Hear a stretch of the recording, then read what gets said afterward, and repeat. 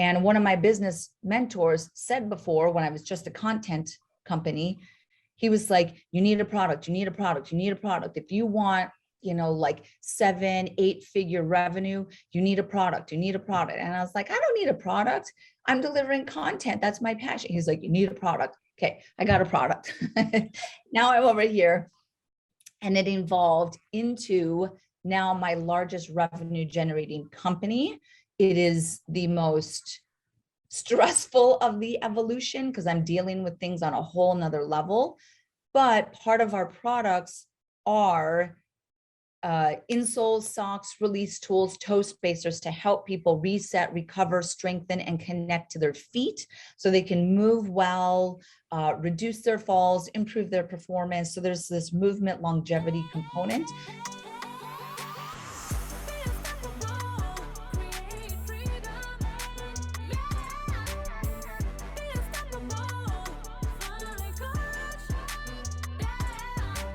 Hello, and welcome to another episode of the Unstoppable Woman podcast. I am super excited to have our guest here today on the show. Her name is Emily Splichal. I had to practice that, guys. Okay. And she is a doctor and a businesswoman. And I'm super excited to talk to her about that whole spectrum that she embodies. What she has learned from being a doctor and running a medical practice, but also how she's built a business and how that all unfolded. So it's super exciting for me to have you on the show, and welcome. Thank you so much. It is a pleasure. And I'm excited to share some business tips with the listeners. Awesome. Okay. So I have a little bit of a funny story. When my team sent over that, here's this podcast guest and take a look, I was like, come on, guys, why are we having a podiatrist on the podcast, right? Like, I didn't get it, okay? And then I started poking around your website and seeing that you have this product-based business, which we're going to get into in depth, and that you've crossed over from service to product. And then there was stuff on there about regenerative medicine and the science of aging. And I was like, oh, this is all about like the energy of showing up as an entrepreneur also. And then what sold me, Emily, is that there's a really freaking sexy picture of you on your website, and you're showing off your long legs, and you're a podiatrist wearing high heels. And I was like, okay, I got to know more here, because this is my first question. I'm going to just dive right into it. Like, I came into my love of high heels late in life. Like, I grew up in California, but my formative years after college were all in Berkeley, California, the land of women with comfortable shoes. Okay, like no one wears high heels. It's a cultural mores to like wear clogs. Okay, and it was only later as I started to embody the truth of who I was, and people who've been listening to the podcast have heard this evolution of this story of like stepping into my personal self-image and self-worth and what lit me up and how I wanted to show up in this world, that I started wearing heels. And I remember, like, I bought a pair of Jimmy shoes, and I bought Jimmy Choos, not shoes, and a pair of Prada boots. And I was like, I love these, right? And I love wearing heels. I don't wear them every day. Like, I'm not wearing them right now, but there's a time and a place for them. Okay, so that's my lead up. Tell me, how is it that you're a podiatrist and you're rocking the 3-inch heels? Okay. Yeah. Oh my gosh. So I love heels as well, although my brand has evolved slightly. So if any of the listeners follow my current brand, it is a little bit more barefoot, minimalist, natural. However, it did start in New York City. I lived in New York City for 20 years. The height of my transition to New York City was the Sex and the City era. So I'm in my early 40s. That will just date me on it. And I was very Carrie Bradshaw with the heels walking around New York City. So I loved them. But kind of this evolution of any of my media of me associated with high heels is that my background is that I started in fitness, and I've actually been in fitness for over 20 years, personal trainer, group exercise, all of that.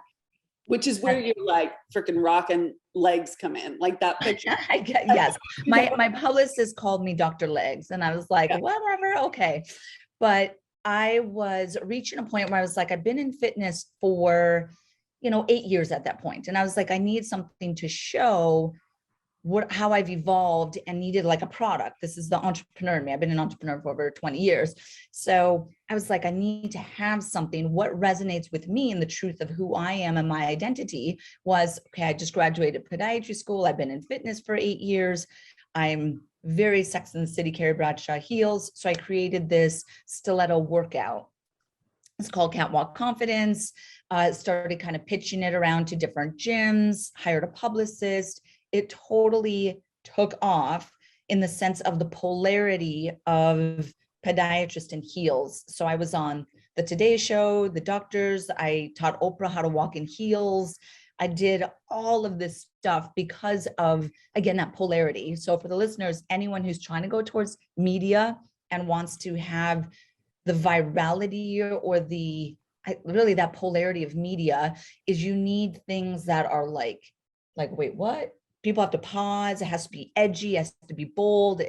You really have to challenge conformity for media to my attention, right? Yeah. Right. Like I'm like going, okay, I'm willing to listen. Okay. So pause right there. What was it like teaching Oprah how to walk in heels? Like everyone has to ask you that. So I'm going to ask you too, because of course we're all curious about Oprah, who raised us all and is such an icon in the world. Oprah is a businesswoman. Yeah. I will tell you that. So meeting her, she was all business, right? I was her guest on her stage. Don't forget that I was on her stage. And it was funny. If you look at the video, you can still see it on YouTube. If you Google Oprah Stiletto School, you'll see the video of me teaching her. But people joke because she introduced me and I was like, okay, everyone. And she gave me this look like, what? Like, who are you on my stage? It was so funny, but I loved it. I loved the experience. I love live audience. I've done quite a bit of media since then. She's great. She has an aura around her, which I'm sure a lot of celebrities do, especially to her caliber. But she's a businesswoman. Yeah, I love it. I love it. Fantastic. So let's keep going with this. So you started off with the like Catwalk Confidence Stiletto School and running a podiatry business. Both things were taking off. Was the podiatry business successful also? And did you like that as much as running the Catwalk Confidence biz? Yeah. So the Catwalk Confidence, it became a brand. So I was doing media. I wrote a book. So all of this was happening kind of at the same time as me, very early in my podiatry career. And again, still in New York City, because that's a pivotal part of it, is me being in kind of the Manhattan atmosphere. And what I saw is that I was actually enjoying the entrepreneurial business side of idea creation and seeing how people respond to it, right? I created a product, a fitness DVD, a book, and for people to use those products and give feedback that was like, oh my gosh, I just came up with that in my mind and people are responding positively to it, just really fed the entrepreneur within me, where being a doctor is still entrepreneurial because you are maybe a solopreneur, you're running your brick and mortar medical practice. But then this is the other thing that happened is once I was on Oprah, companies started to contact me and say, oh, you are a doctor, so you have the credential and you know how to talk on TV. It was just like sold, like check, right? And I know that this is audio versus video, but they were like, oh, and you have this very relatable look. So they're like, it works, it fits. So it was kind of these three things that they were checking off, this all-American kind of look. And so I got hired to be a spokesperson for various companies. So I was getting paid essentially a monthly retainer for them to use my name and to create some content for their website. So that further fed this entrepreneurial aspect of what I could do with my medical degree. So I started to really leverage that side of it. And I was like, oh, okay, you can make money as a doctor by not just seeing patients. Yeah, I freaking love that. So a few things that I want to dive into there. There was a feedback loop that you really got. I'm going to use the word addicted in a positive way, right? Because it had some really positive ramifications, right? That this idea creation, client feedback, customer feedback, but also, business and financial success feedback, right? So I think that's an important piece to the entrepreneurial journey, is that you're getting feedback and acting on it. Did you have, when you started out and you were like, you launched this course and you're getting all this publicity, did you have people that were coaching you, mentoring you on how to do PR or how to do TV, or were you winging it on your own? Like, I think this is one of those things that is, at least for me, a really interesting, I was going to say dichotomy, but I think of it more as an integration. Like, I feel like entrepreneurs, I'm curious about what you're going to say, but I feel like entrepreneurs are people who have incredible DIY work ethic. I can do it. I'm responsible, 100% personally responsible, and know how to get help. Like they know how to leverage relationships and really accessing information to shortcut what otherwise can be a quite extensive journey. Yeah. Yeah. So my initial media was not good. It was like the deer in the headlights, total panic. I was going into a survival mode because I was like, oh my God, there's cameras and lights. And my mind was going way too fast for me to hear any of the questions that were being asked to me, which any of the listeners who maybe have done some media, it can be very, throwing you off of what you're normally used to. And that was now 13 years ago, something like that. So that's when all of that started, was 13 years ago. A couple weeks ago, I was in Florida filming a infomercial. So it was the first time I did an infomercial. And the director asked me, and he was like, have you actually done formal training? And I was like, no, it was actually me 13 years ago starting being very bad. And what I did is I would watch all of my segments. I would listen to every lecture that I gave, and I would be critical. And I would look at, what am I doing with my hands? Am I smiling the entire time? You have to be really cheesy and like over exaggerate your smile, because on TV it translates in a certain way. How am I answering the questions? I did have a publicist, and the publicist did guide me a little bit. When I did a couple of things on HSN for brands, they actually give you coaching lessons or speaking lessons on how to sell on TV. What's the art of controlling the narrative when you're on TV in an environment like that? So I've done a little bit of ones, but it really is me through critical feedback and then understanding what the listener wants to see and hear in the smoothness of that experience. And then at the end of the day, really, if you're the business, you need to always control the conversation.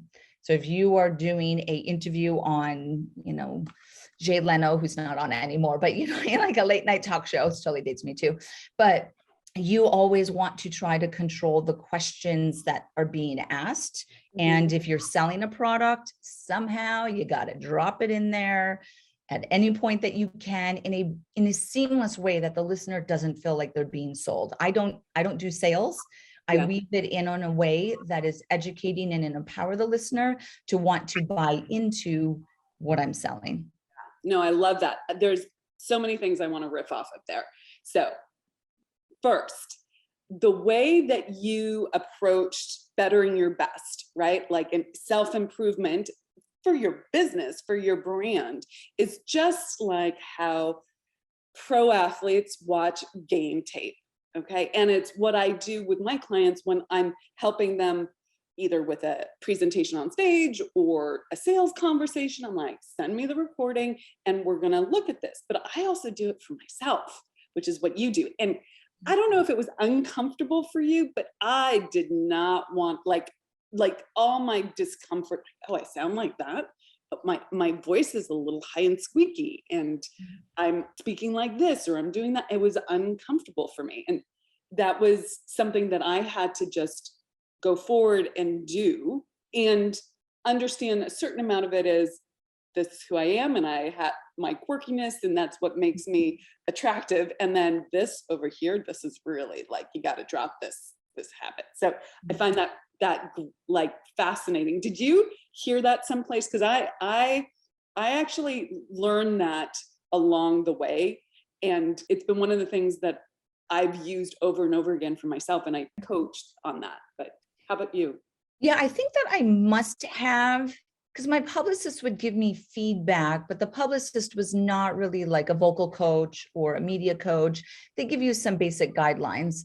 So I think that I had heard it and then just really wanted to be good at it and not, be insecure. And, a lot of it also for the listeners is, if you're doing something and it's going on the internet, like my Oprah episode, there's so many haters that will say such awful stuff in the comments, that it's the one thing that I did tell my publicist, that I was like, I will watch my segment to learn from some of my like tics or whatever that I do to empower the way that I deliver on media, but I will not look at any of the comments. And I said, that's your job. If there's some comment that we want to respond to, or it's positive, or you want to share it, that's what I'm paying you for. I am not going through them to then filter through people who are very critical, who really just have no voice and they're using it as a platform.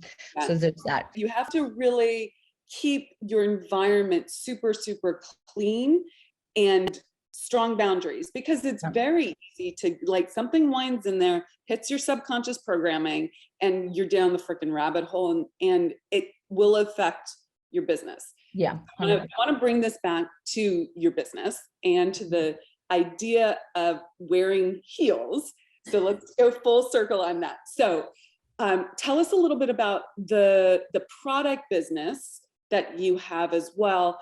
And I need an education on that. And start from wherever you want to start, but like, give me the context on it. And is that going to allow me to wear high heels some of the time and still not destroy myself, so that I can age beautifully and have great energy and slay my day? Like, tell me there's a way. So here's the truth. The truth is that I will wear heels if I go out to dinner with my man or something like that. That's like ballet, right? Like, you get dropped off, you're not walking far. It's okay. I'm not worried about that. Then there is the times where, like, I'm doing an event, I'm on stage, whether it's virtual or in person, and I feel powerful in heels. Like, I feel sexy, I feel empowered, I feel hot. So I want to wear heels. Now, generally speaking, I've figured out a little bit of a chunky heel that's still sexy, not the full chunk, which I don't find super sexy, but like, still a lot of sexy, a little bit of chunk. But I will wear heels for a 10-hour, stage event. And yeah, at the end of the day, it's like, wow. Like, during the day, you have a lot of adrenaline. You can lift cards with your pinky finger, but at the end of the day, you're like, what the friggity frig am I going to do tomorrow? This is insane. Okay, so is what you have going to solve my end of day heels? Yes, keep you in your stilettos. Yeah, I will find a way to keep you in your stilettos. So I'll share a little bit on the evolution of my companies to end up where I have other products that will help you wear your heels, and all the listeners stand their heels if they want. But so my first business was this Catwalk Confidence stiletto recovery brand or company that had the workout videos. Stiletto recovery was a program on how to recover your feet at the end of the day and wearing your heels long hours. I wrote a book to kind of educate women, the consumer, about different heels, feet, foot health. So it started to kind of evolve out of this just stiletto. Okay. Now, another important part of it is that the workout to help women to wear heels was actually a barefoot workout. So it was almost like a vertical Pilates. It was all on one leg. It was my understanding as a fitness professional and a podiatrist that this is how you strengthen the feet, core, shoulders, so that you can stand and walk beautifully in the heels, not just wear them, but you want to walk in the heels and look beautiful. So that's what it was about. Now, all that media was like, podiatrist stiletto, podiatrist stiletto. And I was like, wait, that's actually not what the message is here. It's not, I loved heels, but it's not what I was advocating. I was advocating we need to strengthen our feet and our posture through these different techniques. So this started to evolve into my next company, which was very barefoot, natural foot function focused. This was also around the barefoot running boom, the Born to Run book, the 5-finger shoes, the little monkey shoes that were out. So I was living in Berkeley during that time. yes. So this was probably 2 years after that other company launched. And I'm now like, okay, that was actually what my message was in the first company. So I saw an opportunity and I sought out that opportunity. And I was like, you know what, within the fitness space, just the fitness speaker circuit that I was also speaking at conferences, is no one has this combined fitness podiatry. So I was like, if anyone's going to talk about how to strengthen your feet and the power of natural footwear for movement, I was like, it should be a podiatrist, like my background. So I saw this opportunity to seek that out. So I evolved into my second company, back into this opportunity to bring revenue from being a doctor. I was then hired as a consultant for Nike, A-Trax, OrthoFeet, so many footwear companies, and they would hire me to just hear how I looked at human movement and the foot. And I remember at Nike, the Innovation Kitchen, they would fly me in, hit record, and just say, talk. And I would just talk about how I looked at feet and movement and, you know, kind of the beauty and the complexity. And they would just record and like pick my brain for several hours. And that was an awesome evolution into kind of the next phase of my brand. That then evolved into a content-based company. And the content was YouTube videos, blogs. I wrote another book. I wrote a chapter in a textbook, and it kind of evolved into this, okay, I'm more than just heels. I do content and consulting with my medical degree and my background. That then led into my final company that we will reference, is a product-based company that I was seeing the impact that my content was having on humanity. Let's say helping people with foot problems, movement disorders, people want to wear heels long, doesn't matter. Everyone was noticing a difference in the way that they move from my content. So I was like, okay, if I could create a product that could further that message and the impact of my content, that's another revenue stream. And one of my business mentors said before, when I was just a content company, he was like, you need a product, you need a product, you need a product. If you want, you know, like 7-8-figure revenue, you need a product, you need a product. And I was like, I don't need a product. I'm delivering content. That's my passion. He's like, you need a product. Okay, I got a product. Now I'm over here.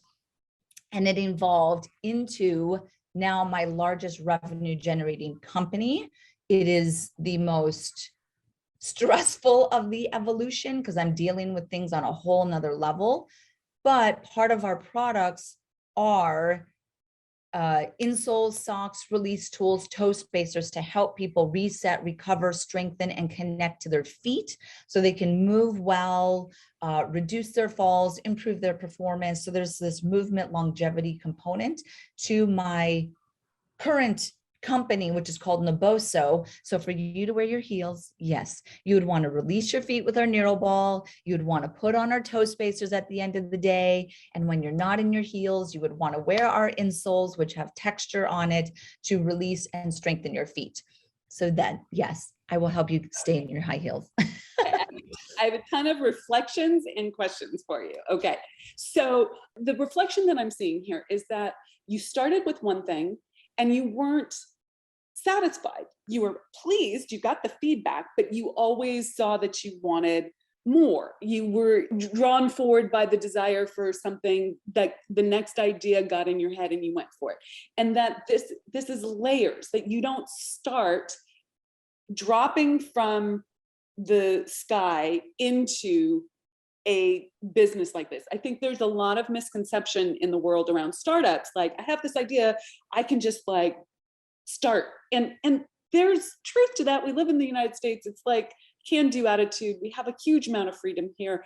Like, if you have a will, there's a way. I believe all of that. But there is also experience that gets layered on this. And, you know, you started with your fitness practice, then you started with your medical practice, and then you had a combined product, and then it became publicity, then it became consulting and service, then it became content marketing. Like, you're layering all of this, and that builds this incredible foundation for a product to really take off. So I would love to know what the timeline from, like, when you went from, I guess, starting your medical practice, right, and to today. Like, what is that evolution?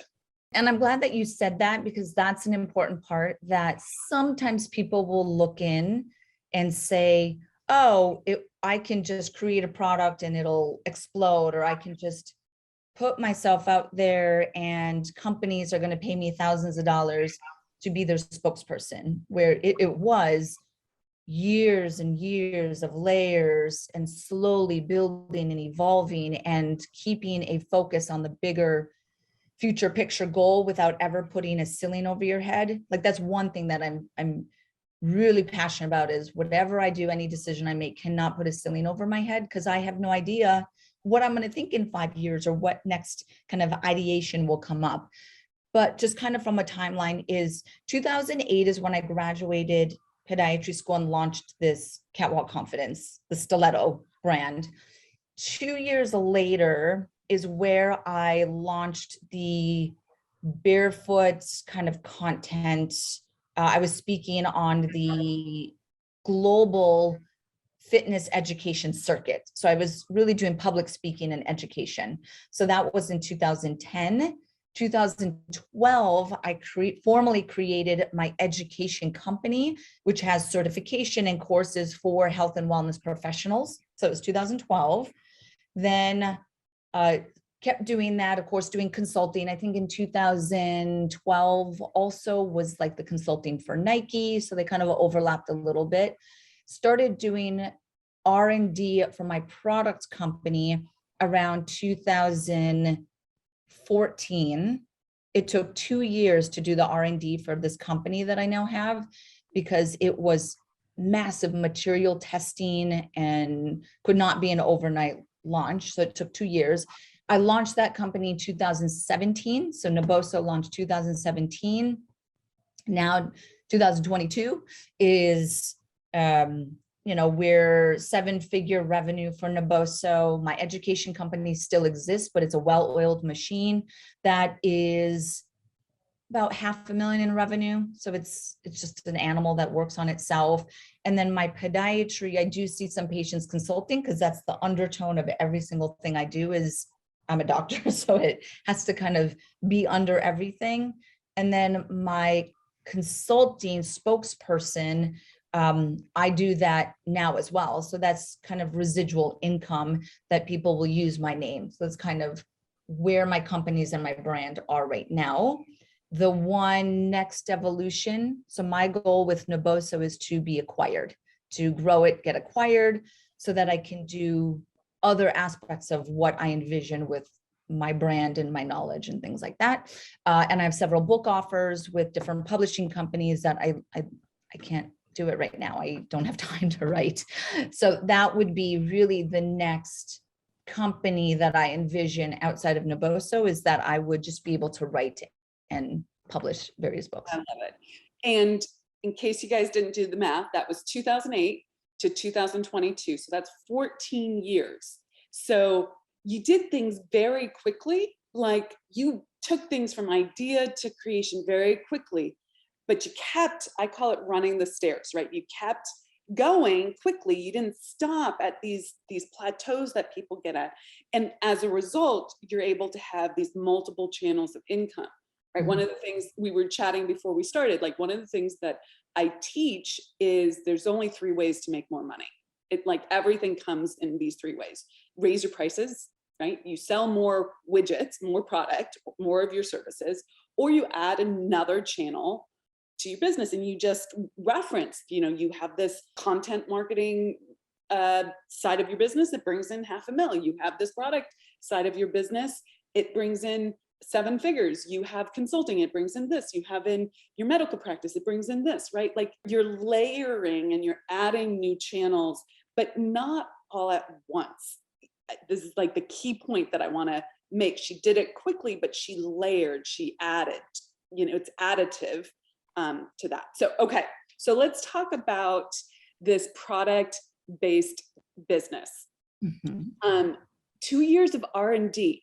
How is that for you? As clearly you're a quick decider, quick action taker, and you understood that you couldn't shortcut this process. You really needed to do that methodically.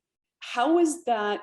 How did you have to shift how you showed up or walk that line when you were entering this new phase? Yeah, well, I will go into that. I do want to share for the listeners that me entering that phase was kind of the universe saying it is time to do it, because as this content education doctor phase of my career, I was consulting for many fitness companies, product-based companies, and creating courses for them and things like that. And one of them that was very foot-based, who was my mentor that said, you got to create a product, had showed me various ideas of products that he was thinking of. And I was like, I just don't think it's going to work in the market as a podiatrist. I'm just going to say, I don't think it will work in the market. And I said, I have several ideas that I think of how we could kind of disrupt the foot health space. That company then kind of went through this chaos and then eventually were acquired, but their COO was in that meeting and heard, and he left the company because it was acquired. He came to me and was like, I remember like a year ago, you had said you had this product. I'm now independent engineer. Do you want to kind of work together and actually create this product? So it was me kind of like, okay, this opportunity came. I need to kind of go with it. So part of the R&D is that I didn't really know what the product was.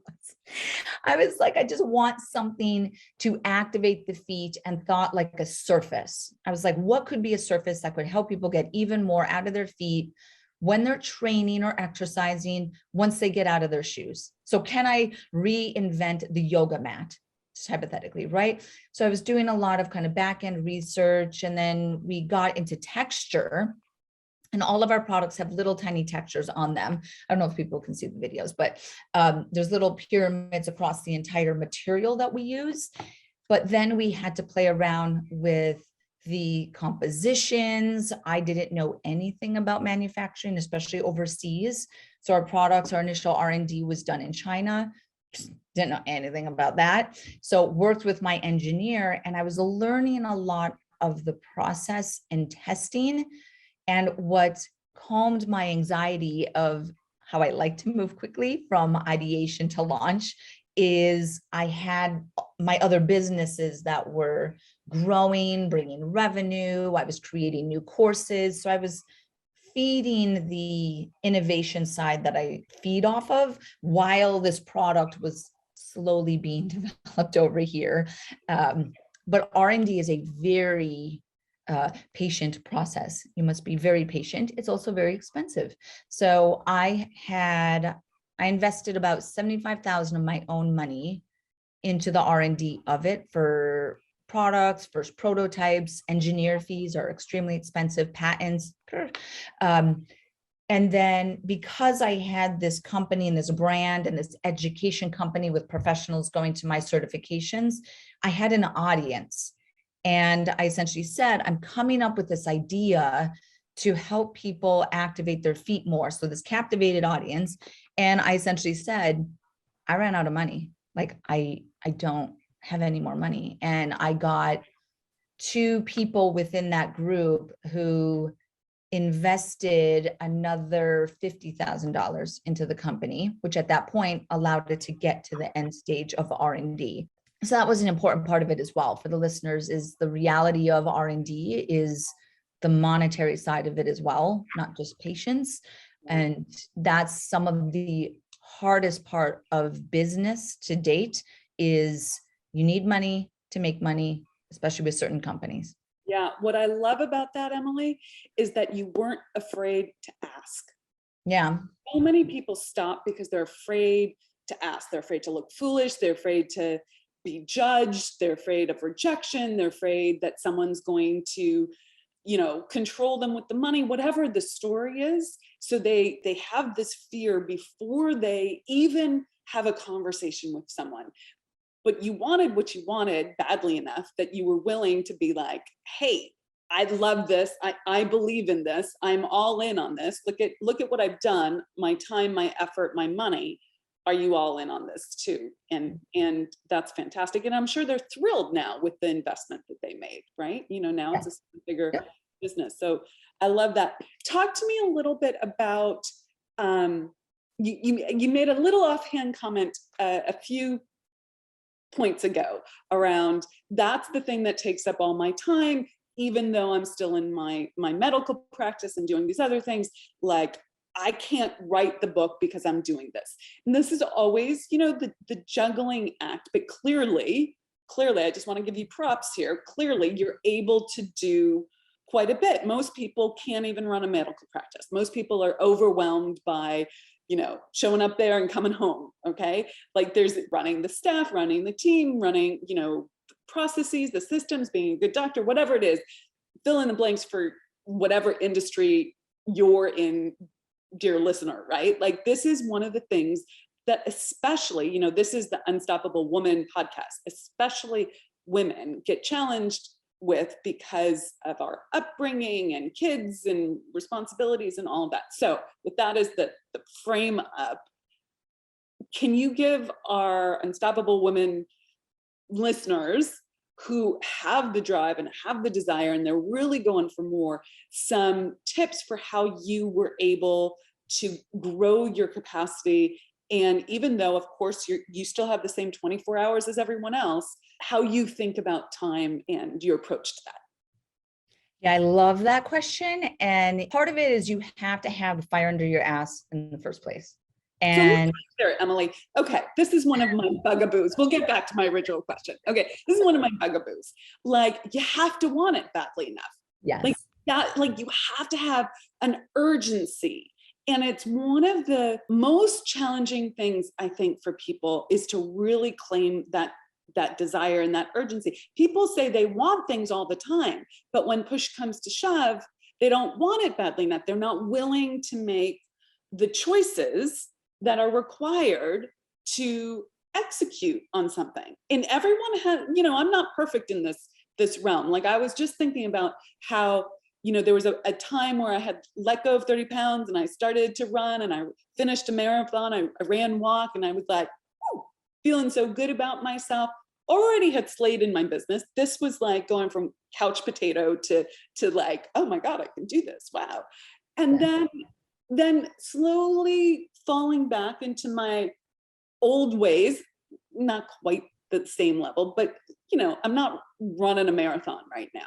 And like, there is okay, do you want it badly enough? Like, you have to make choices in how you use your time. Like, if I want to have the killer runner's body that I used to have, then I have to actually run, right? Like, you actually have to. It's so basic, but it's true. And in order to make the decision to do that, which is much harder for me than the business side of things, I have to want it badly enough, right? So I'm outing myself on that front. But like, this is I think a big deal for people. Okay, it's a big deal for me. Anyways, you have the mic again. Yeah, no, I love that. I love that you do want it bad enough. For me, I have always had this fire under my ass because I grew up in North Dakota, town of 300 people, very, blue collar, saw kind of the isolation of growing up in that small of a town and very landlocked. And I was like, I need to get the hell out of here.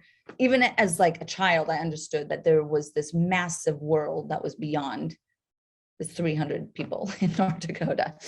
And I knew that I had to do that. Then I moved to New York City, which is a dog eat dog world. And I think it was the perfect environment for me to have this, I will do bigger and better than my parents did. And then in a city that will eat you up and spit you out unless you are hustling. And I always put myself in situations that I had to hustle, meaning my rent would be just a little bit more expensive than I should have had it, but it was what I needed to keep me focused on hustling. So I think just years and years of that. And then from an early age, wanting to do bigger, better than how my parents did. So that's in my DNA now, that I can't just veg on the couch all day or kind of be like, what am I going to do today? So we're a living example of this, because one of the things that I did to get leverage over myself was I invested big into my business in a way that, like, I was contractually obligated to pay fees, right? And that was such a big amount that it was super scary and almost, destroyed my marriage. It didn't, but I got leverage over myself by making a big investment. And then I started to do things that stretched me financially. At first it was like getting a manicure, because I never spent $45 on a manicure. Like, it terrified me. Okay. Like, I was like, that's not me. I can't do that. And then it became, hiring a personal shopper, flying first class, staying in a suite in a hotel, all these things that I had limitations on, and saying, I can't do that. I can't afford that. That's not who I am. And really wrapped up in my belief structure and my self-image. And so when you talk about that apartment, right, and always stretching yourself, this is exactly the same thing. It's like, it's not for the faint of heart though, Emily, right? It's like, it puts you under some pressure. You can't skate. You have to keep growing. Yeah. And then I honestly do think, because sometimes I think that there have been times where I'm like, whoa, how am I going to pay rent? And I just have to continue to do my daily hustle and believing in what I'm doing, and then put energy into the universe, because, someone's watching over me or something, that there would be then another company would contact me to do a spokesperson gig. And it would kind of like continue to allow me to do it. But I think some of that is just like energetically what you put in the world. The other aspect of it, where now I am today with a daughter, so time is very restricted, 42, family, very different than when you're in your 20s and you can, work 20 hours a day and sleep for 2, is that I enter each day controlling my day, meaning I am not reacting to my day. I don't react to email and to phone calls. I control it, which means if I have to silence everything, not open my email inbox until I'm a Post-it queen. So I love Post-its. There's Post-its all over my office. And I have my list of to-dos. I have to tackle that before I start doing these reactive tasks of my day, because your email can totally suck 8 hours out of your day, because they just coming and going back and forth. It's energy draining, right? And then energy draining. Yes. The other thing that I do that I do want to share from, because again, we're running businesses. I'm continuously tracking what my e-com sales are, B2B invoices that are coming in, for this Naboso 7-figure rapidly growing company. I am on that revenue. So if I see that revenue is not where I would want it to be by 12 o'clock or noon, as a content person, I'm like, okay, what do I need to do to get out there? And I'm going to do one task today that is hustling towards revenue. So I'm like, pause everything, and I write a blog. And then I post the blog, I blast the blog out, I put it on all the social platforms, or I do an IG live, or I do something to connect with some influencers. But I'm doing something that I can control, which at the end of the day is really content. And I'm like, okay, I'm going to drop another YouTube video, something to percolate my audience to maybe drive the D2C sales where I want them to be by 12 o'clock. And that's what, when we have salespeople and they're kind of flatlined, I'm like, every single day you should be waking up and say, what are the things that I need to do to bring in that purchase order? And what is it? Do I have to call someone 10 times? Do I have to do something? But you have to ask yourself and do that thing, whatever it is, versus kind of this research. I'm like, if you research how you feed the top of the funnel, that's great. But then you still that day have to do an action that is going to drive a purchase order into our revenue. I call this move the needle actions. Okay. Yes. These are like, and that whole thing that you started off with about like, you're watching your numbers. Okay. This is like, make love to the numbers. Like you have to track your numbers, like have your metrics, know what good is, know what not good is, red light, yellow light, green light. Where are we at? Like you need to know those things. And then you need to be agile, be able to respond, not be in reactive mode, but respond with the things that you know how to do. So I freaking love that. So my 83-year-old mother, I'm super proud of her. She like got through COVID and like was like, I'm going to travel again. And before COVID, she was going on, 5 trips a year. She's very like, I wouldn't call her athletic. Okay. But she's energized by travel. And so she went out on her, I think it was her second trip, but her first birding trip. She's a bird watcher and she's super excited. She gets there and she's out on the first day going birding with this tour. And she walks into an animal hole, like a rabbit hole or a gopher hole or something. And she steps into it and breaks her ankle. Okay. Falls for it. Like minutes into this experience. So it was I won't go into the long story, but she's back in recovery, back in Los Angeles, and she had surgery and she's hopping along with a walker right now. She's about to get the boot on and she's on her way to recovery. Oh, we're talking to a podiatrist. I know that's not an ankle specialist, but I think there's probably like one of the things that she's going to have to learn how to do is walk again after this. So I would love to know from your perspective, what does regenerative medicine have to offer? Can you first explain to the audience and me as well, because I know like this much, just a little bit about regenerative medicine. Like what is what is the science of aging and how could it help my mother heal her ankle and walk better? Yeah, absolutely. So we're now going to my other company, which is my podiatry practice. And I, as a podiatrist, I actually have controlled my brand or my story as a podiatrist to be a functional and regenerative podiatrist. So what that means is outside of how I was taught to look at feet and movement from a really mechanical perspective. So orthotics, arch supports, flat feet, high arches, very mechanical base. I challenged all of that and started researching about neuroscience, anti-aging science. So I look at the foot as a sensory gateway. I assess the timing and coordination in which the foot strikes the ground, and then how that affects all the way up into the pelvic floor, the way that people breathe. So I actually work with a lot of people with chronic movement disorders that really it is a stabilization or the timing of a stabilization response within the body. This is kind of functional. Kind of what weaves out of that is regenerative, and this is chronic soft tissue injuries, or in some cases it can be acute that you're trying to repair some aspect of it. And what regenerative medicine does is it is based off of supporting the body's natural response to injury. This may be through different injection techniques, such as PRP or platelet-rich plasma was one of the most well-known on the market.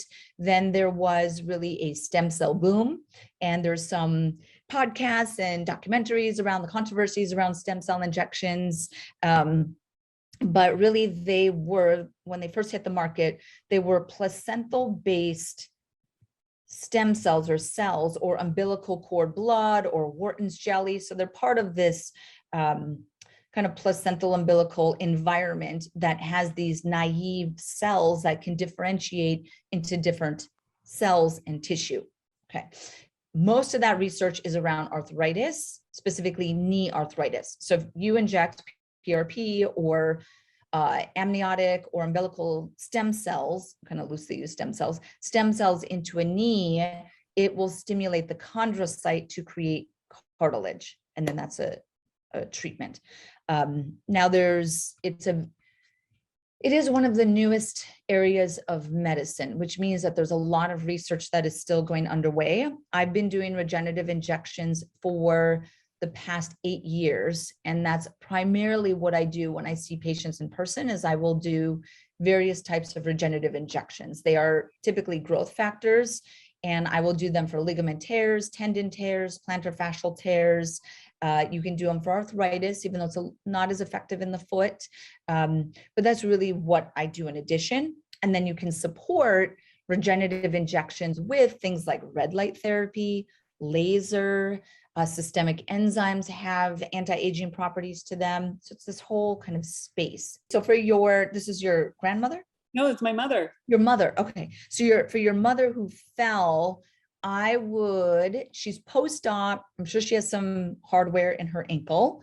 So I would look at more, the regenerative side is probably a little bit difficult because you would want to do it in the OR when she was doing the surgery. However, what we can do is talk more about the Naboso and the textured insoles that I developed to help your mom now feel more confident and aware of her foot placement. As you become 83, the nerves in the bottom of the feet start to age, and the accuracy of her foot placement, even before the fall, was most likely a little bit off. And she might not have realized that. And then that's where the combination of finding a rabbit hole and navigating it quickly was just a little bit difficult at her neuromuscular state, right? So then I would want to work with her to keep her barefoot, how to activate her feet. I would want her to connect her feet to her core, use the Naboso products to actually feel the feet and feel the ground again. And then she will be moving very well, even though she has a history of an ankle fracture. I love it. Okay, well, I'm going to turn my mom onto this, and we'll see if she takes me up on it. So I love that. Couple more things. Regenerative medicine and the stem cell work that you do, how is it different than, say, the stem cell work that happens out of the country? So this is where I'm very naive and limited in what I know, just enough to be able to ask this question. But I've heard lots of people talk about going to Panama and getting regenerative medicine stem cell work. And I don't know is that dangerous? Is that a bad idea? Is it just different? Is it different? How is it different? Yeah. Yeah. So most of the work of the stem cells that is out of the US is more intravenous, and they're using your own stem cells. So we have stem cells in our bone marrow. So you could tap the iliac crest and essentially draw out the bone marrow, spin it down, and then re-inject it. You can also get it from adipose tissue, so the fat. So they would essentially do like a lipo, right? And pull the fat, spin it down, and then re-inject it into yourself to do it. Now, it's very controversial on the benefits of that, where you often hear people doing it is they have a neurological condition or Lyme disease, something that is, a complex systemic condition, and they're going to another country to have it injected back into their vein. So it's intravenous, right? You can get that done in the US. So it's not like it is illegal in the US and that you can't get it. It's going to cost you a lot more. So the injections that I do, a small amount in the foot, is about $1,500. So for 1 cc, if you're injecting like 10 cc's, imagine that that's now like tens of thousands of dollars, right? So people are probably going to get more of a lower cost, thinking that it is, hey, they're drawing my blood or my iliac crest or my adipose tissue, so it's me anyway, and then injecting it back in. I always question the sterility of these processes. Sterility meaning cleanliness, like sterile? Yeah. Okay. Yeah. Meaning the entire process and the tools from, how they draw it out of you, spin it down and re-inject it into you. That whole process is not regulated the same way in many other countries.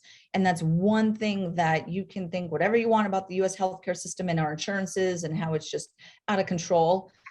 But the standards that the government and regulatory agencies put on the healthcare system for standard of care and sterility and testing again really does put the safety mark very high.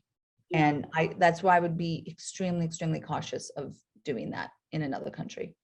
Okay, that's very helpful. Thank you.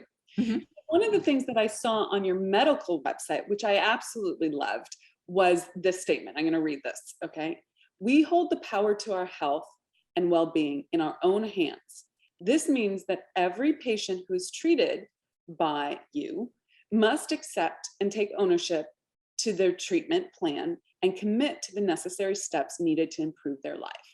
So for me, this is all about personal responsibility. Mhm. And one of the things that I've learned in my entrepreneurial journey is that the way to go from being the reactionary, trapped victim human who doesn't have agency and doesn't have freedom is to take 100% personal responsibility for all your actions, whether they result in things that you love and desire or things that you don't love and don't desire, to be 100% personally responsible for your outcomes, no exception. When I owned that, when I just was like, okay, I'm going to do this 100% of the time, not be like, oh, over here, not my fault. Okay. Like when I owned that, it was like someone handed me the freaking keys to the kingdom. Like I suddenly had total freedom, total ability to grow. It was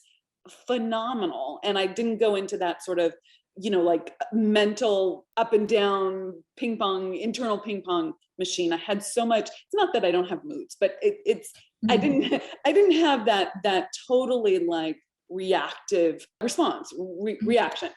And yet it took me personally a long time to learn the truth of what that meant. I don't know if it took me a long time, it's all relative, but it took me a period of time to really learn the truth of that.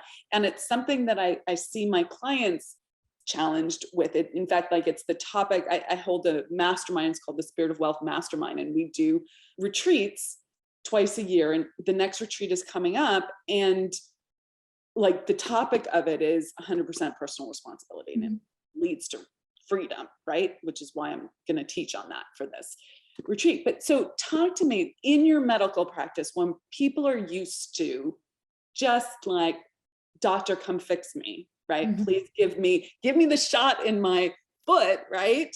And make me feel better. How do you coach them up on this very concept that is so obviously important to you that you put it like top of your website? Yeah. So all of my patients have to sign something that says they are going to be an active participant in their healing process.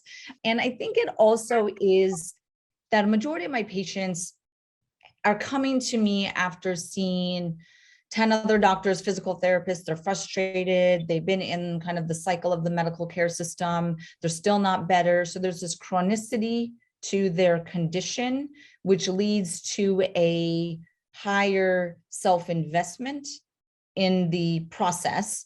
And I also don't take insurance, so they're paying for my services. So there is a financial investment.